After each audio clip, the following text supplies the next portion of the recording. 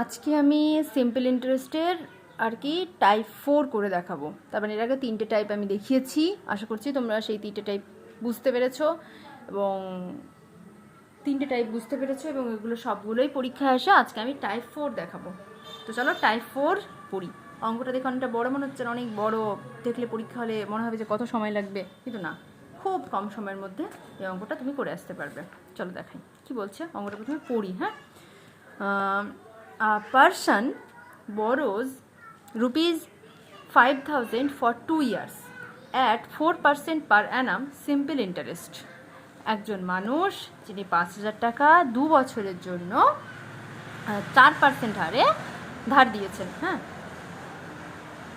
he immediately lends it to another person at এই যে 6.14% per annum for 2 years।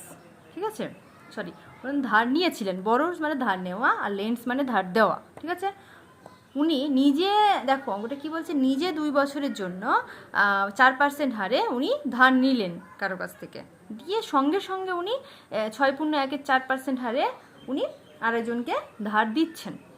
ঠিক আছে, 2 বছরের জন্যই।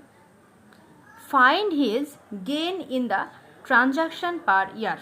ওকে, অর্থাৎ উনি ধার নিলেন 4% হারে এবং ধার দিচ্ছেন 6.14% হারে। নিশ্চয় ওনার গেন হবে। তাহলে চলো কতটা গেন হয়েছে সেটা আমরা দেখি।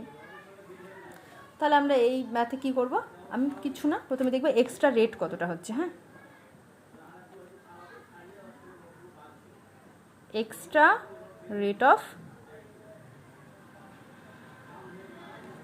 রেট অফ ইন্টারেস্ট সমান সমান কত, দেখো 6.14 -4, ঠিক আছে, এত পার্সেন্টেজ।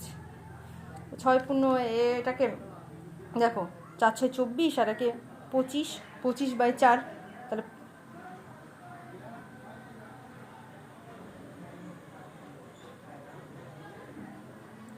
হ্যাঁ 25/4 ভগ্নাংশ করে তুমি ভাগ করতে পারো, কিন্তু আমি কিন্তু ভগ্নাংশ করব না। এটা কিভাবে করব দেখো, 6 তো 6 আছে, আর 1/4 মানে আমরা কি জানি, 1/4 মানে 25। ঠিক আছে, 1/4 মানে হচ্ছে 25 বা 25%। ঠিক আছে, তাহলে 6.25%, তাহলে 6.25 এটা। ঠিক আছে, -4 এত পার্সেন্টেজ সমান সমান কত, 2.25%।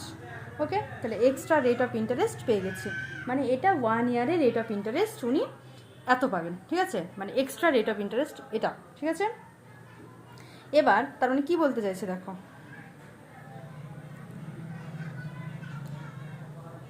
2.25 এটা কততে পান, 100-তে বেশি পান, তাহলে 5,000-এ কত পাবেন, ইন্টু 5,000।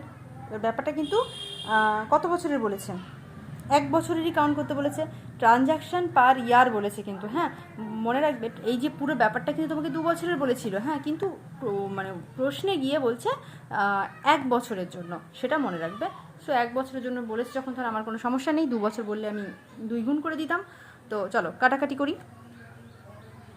এবার এই যে আমরা এই দশমিক ওঠাবো, দশমিক ওঠানোর জন্য আমরা এখানে 100 নিলাম। চলো, এখানে 1, 2, 3টে, উপরে 1, 2, 3টে কাটাকাটি করলাম।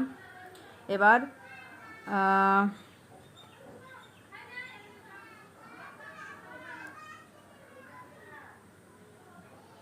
5 দুগুণে 10। ঠিক আছে, তাহলে কত হলো, 2/2 চলো সিম্পলভাবে আমরা 2/5কে ভাগ করব। 2 একে 2 হলো 2, 2 একে 2 নামলো 5, 2 দুগুণে 4 মানে 1.0, 5 দুগুণে 10, কত হলো, এটা হলো। ঠিক আছে, অর্থাৎ find his gain in the transaction per year। এই যে কত?